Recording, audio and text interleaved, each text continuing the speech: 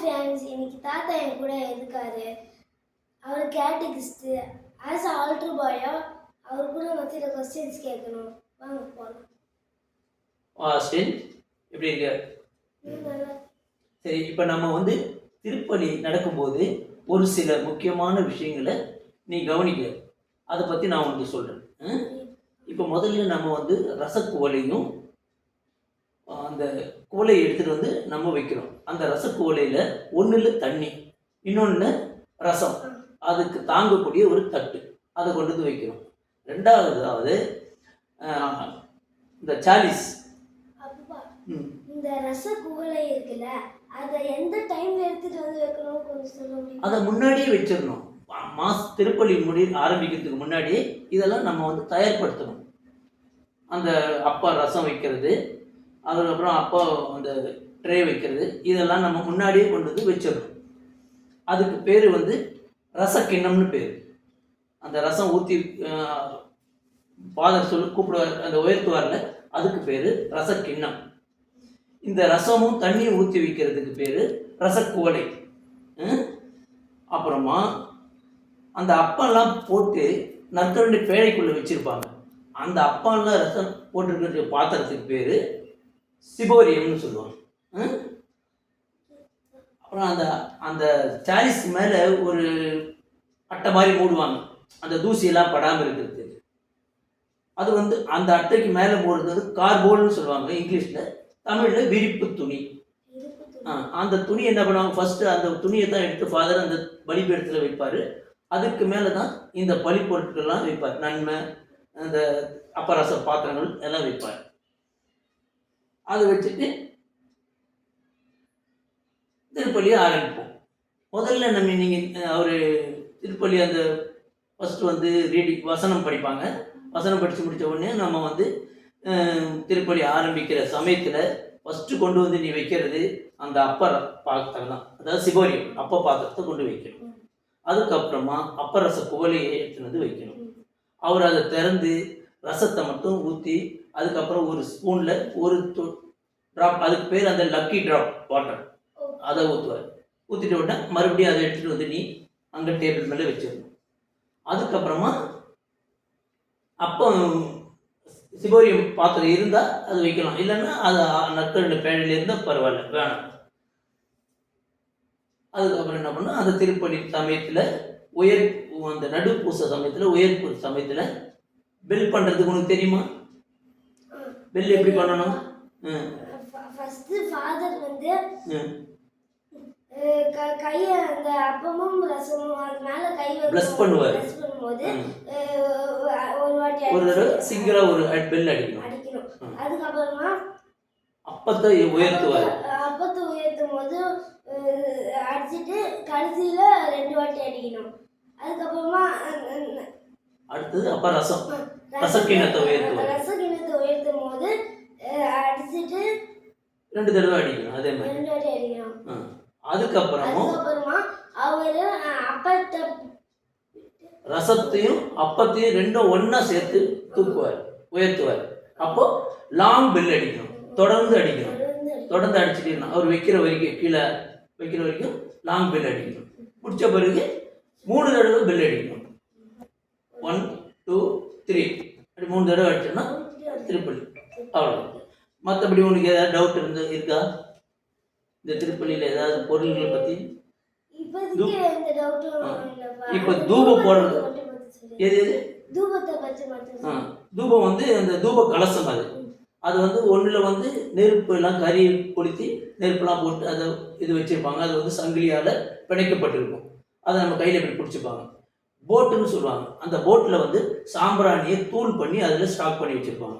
அதில் ஒரு ஸ்பூனில் எடுத்து அந்த நெருப்பு கோலையில் போட்டோம்னா அது புகையாக எரியும். அதை நம்ம கடவுளுக்கு தூபம் போடுறது. அதுதான் தூப கலசம்னு தமிழில் சொல்லுவாங்க, சாம்பிராணி பேழை. அதுக்கு அடுத்து இந்த நன்மை கொடுக்குற சமயத்தில் ஒரு பேட்டர்ன், ஒரு இது தட்டு, ட்ரே, அது வந்து அந்த நன்மையெல்லாம் சப்போஸ் அதில் இருக்க புகழெல்லாம் கீழே விழாமல் இருக்கிறது தாங்கி பிடிக்கிறது அந்த தட்டு. அந்த தட்டில் நம்ம அதை அப்படியே பத்திரமா எடுத்துகிட்டு வந்து முடிந்த பிறகு எடுத்துகிட்டு வந்து அந்த பலிபீடத்தில் வச்சிடணும். ஃபாதர் அதெல்லாம் க்ளீன் பண்ணதுக்கு அப்புறம் நம்ம எடுத்துகிட்டு போயிட்டு வேறு இடத்துல கொண்டு வச்சிடணும். அப்புறம் வேறு கார்போல்ன்றது அந்த கார்போர்ட் துணி வந்து ஃபஸ்ட்டு திருப்பள்ளி பீடத்தில் விரிக்கிறது துணி, அது விரிப்பு துணி தமிழில், இங்கிலீஷில் கார்போர்ட்னு சொல்லுவாங்க. அது மேலே தான் நம்மளோட படி பொருட்கள்லாம் வைப்பாங்க, வேற எங்கேயும் வைக்கக்கூடாது. அப்புறம் வந்து கதிர் பாத்திரம், அது தெரியுமா உங்களுக்கு? இல்லப்பா. ஆக்டோ இது அது வந்து ஆராதனைக்கெல்லாம் உபயோகப்படுத்தும். நற்கருணை ஆராதனை சமயத்தில் அந்த கதிர் பாத்திரத்தை யூஸ் பண்ணுவாங்க. அது நம்ம பார்த்துருக்கேன், நல்லா அந்த கதிர் மாதிரி விரிஞ்சிருக்கும், நடுவில் ஆண்டவருடைய அப்பம் இருக்கும், அதுக்கு பேர் தான் கதிர் பாத்திரம். நற்கருணை ஆராதனை அதை உயர்த்தி பிடிப்பார்ல, அதுதான். வேற உங்களுக்கு எதனா டவுட் இருக்கா?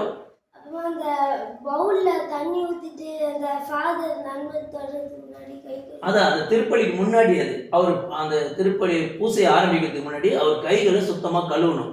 அதுக்காக ஒரு பவுலில் தண்ணி வச்சுக்கணும், அதுக்கு பேர் பவுல். கோலைன்னு சொல்லுவாங்க, பவுல்னு சொல்லலாம். அதில் தண்ணி இருக்கும். அதை ரெண்டு ஆர்டர் பாய் இருந்தாலும் 2 பேரை கொடுக்கலாம், இல்லை ஒருத்தராக கூட கொடுக்கலாம். ஒருத்தர் பவுலில் வச்சுருக்கணும், இன்னொருத்தர் அந்த கை துடைக்கிற டவல் அதை பிடிச்சிருக்கணும். 2 பேர் ஃபாதர் கை கழுவினோன்னு இன்னொருத்தர் அதை கையில் துடிப்பாங்க. 2 பேரும் வணங்கிட்டு பின்னாடி கொண்டு வந்து வைக்கணும். இப்போ இன்னொரு விஷயம், நம்ம அந்த தீர்த்தம் ஃபாதர் தெளிக்கிறாருல, அந்த அதுக்கு பேர் வந்து தீர்த்த கோலைன்னு சொல்லுவாங்க. ஆனால் இங்கிலீஷில் எனக்கு என்னன்னு தெரியல, நான் அதை அப்புறம் கேட்டு சொல்கிறேன் வேணா. அதை வந்து ஃபாதர் கூட நீ ஒருத்தர் போகணும், எடுத்துகிட்டு போகணும். ஏன்னா ஃபஸ்ட்டு ஒருத்தர் கோலையில் தெளிச்சிக்கிட்டே போவார், 2வது அதில் அங்கே கடைசி போகும்போது காலி ஆயிடுச்சுன்னா நம்ம கையில் இருக்கிறத ஸ்பேர் கொடுக்கணும். கொடுத்துட்டு 2வது வரும்போது அதில் மிச்சம் இருந்தனா அதை கீழெல்லாம் கொட்டக்கூடாது, அதை பத்திரமா நம்ம சாக்ரிட்டிஸ் ரூமில் கொண்டு வச்சிடணும். அதுக்கப்புறம் அந்த கை கழுவுற தண்ணியை வந்து நம்ம கீழே கொண்டு கொட்டிடலாம். அந்த தீர்த்தம் தெளிக்கிற தண்ணியை வந்து நம்ம எதுவுமே புனித நீர், அது அந்த நீர் நம்ம எதுவுமே வேறு எதுக்கும் யூஸ் பண்ணக்கூடாது, அது பத்திரமா வைக்கணும். அடுத்தது அதில் கொஞ்சம் ரீப்ளேஸ் ஃபில் பண்ணிவிட்டு மறுபடியும் கொண்டு வந்து நம்ம அதுக்கு யூஸ் பண்ணிப்போம். இந்த திருப்பள்ளிலாம் முடிஞ்சதுக்கு அப்புறமா ஆல்டர் பாய்ஸ்லாம் வந்து அந்த ஆல்டருக்கு முன்னாடி வந்து நிற்பாங்களா, அதை பற்றி கொஞ்சம் சொல்கிறீங்களா? திருப்பள்ளி முடிஞ்ச உடனே ஃபாதர் வந்து தண்ணி தெளிச்சுட்டு மக்களுக்கெல்லாம் தீர்த்தம் தெளிச்சுட்டு வரைக்கும் நம்ம வரிசையாக இந்த பக்கம் 2 பேர், அந்த பக்கம் 2 பேர் நிற்கணும். நடுவில் கேப் விடணும். அந்த கேப் எதுக்குன்னா ஃபாதர் வந்து நிற்கிறது, அவர் நின்று மொத்தமாக எல்லாரும் சேர்ந்து வணங்கணும். அந்த பலிபீடத்தை வணங்கிட்டு அதுக்கப்புறம் நம்ம முன்னாடி ஆல்டர் பாய்ஸ் முன்னாடி வரணும், பின்னாடி ஃபாதர் தொடர்ந்து வருவார். அதுதான் அது பண்ணணும். அதே மாதிரி நம்ம அந்த கை கழுவுற நேரத்தில் துண்டு கொடுத்து துடைக்கிறோம்ல, துடைச்சி முடித்த பிறகு அவங்க முடித்த உடனே அவரை வணங்கிட்டு தான் நம்ம வந்து அங்கேருந்து திரும்பி வரணும். ஓகே, வேற ஏதாவது டவுட்? அப்புறமா அப்பா இந்த நிறைய இந்த சிதோரியம் சார்ஜஸ்லாம் வைக்கும்போது அப்பயும் வணங்கணும் தானே? ஆமாம், அந்த எடுக்க போகும்போதும் அந்த அதாவது பலிபீடத்துக்கு பக்கத்தில் அந்த சைடில் என்ன இருக்குது, நற்கருணை பேழை இருக்குது, நற்கருணை ஆண்டவர் அது உள்ளே இருக்கார். அவரை நம்ம தொழுதுட்டு தான் அங்கேருந்து எந்த பொருள் எடுத்துகிட்டு வரணும். அந்த பக்கம் இந்த பக்கம் கிராஸ் பண்ண போகும்போதும் நம்ம அவரை வணங்கிட்டு தான் வரணும். அனாவசியமாக தேவையில்லாமல் போயிட்டு ஓடிக்கிட்டு வந்துட்டு இருக்கக்கூடாது அந்த இடத்துல. இன்னொன்று, அந்த நன்மை வாங்கிட்டு நம்ம அந்த பேழையை பார்த்து தான் வணங்கணும். நற்கருணை பேழைக்கு முன்னாடி தான் வணங்கிட்டு அதுக்கப்புறம் நம்ம வரணும். வேற என்ன டவுட்? இது வரைக்கும் கிளியர் ஆயிடுச்சா உனக்கு? இதை நம்ம அப்படியே ஃபாலோ பண்ணிட்டு வந்துடுனா இனிமேல் வர்ற திருப்பலி சமயத்துலலாம் நீ கவனத்தோடு இருக்கணும். அங்கே இங்கே பிறகு பார்க்கக்கூடாது. நம்ம திருப்பலி வந்து முழுமையாக பார்க்கணும். ஃபஸ்ட்டு ஆரம்பத்திலிருந்து கடைசி முடிகிற வரைக்கும் அந்த அந்த திருவிருந்து இந்த வருகை பாடல்லேருந்து கடைசி பாடல் வரைக்கும் நம்ம முழுமையாக அதில் பங்கெடுக்கணும். அப்போ தான் அதோட திருப்பலியோட ஒரு புனிதம் நம்மளுக்கு கிடைக்கும். இனிமேல் அதை கரெக்டாக பாரு, எந்த இடத்துலையும் வேடிக்கை பார்க்கக்கூடாது. நம்ம என்ன செய்கிறாங்க, ஃபாதர் என்ன சொல்கிறாரு, அவர் என்ன செய்கிறாரு, அதை தான் நம்ம பார்த்துக்கிட்டே இருக்கணும். அவருக்கு அந்த டைமில் ஃபேன் திருப்புறது அதெல்லாம் கூட நம்மளோட பணிகள் தான், ஆல்டர் பாயோட வேலை தான் அதெல்லாம்.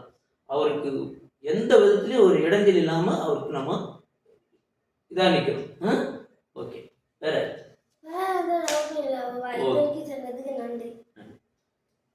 தந்தை மகன் தூய ஆவியின் பெயராலே ஆமென்.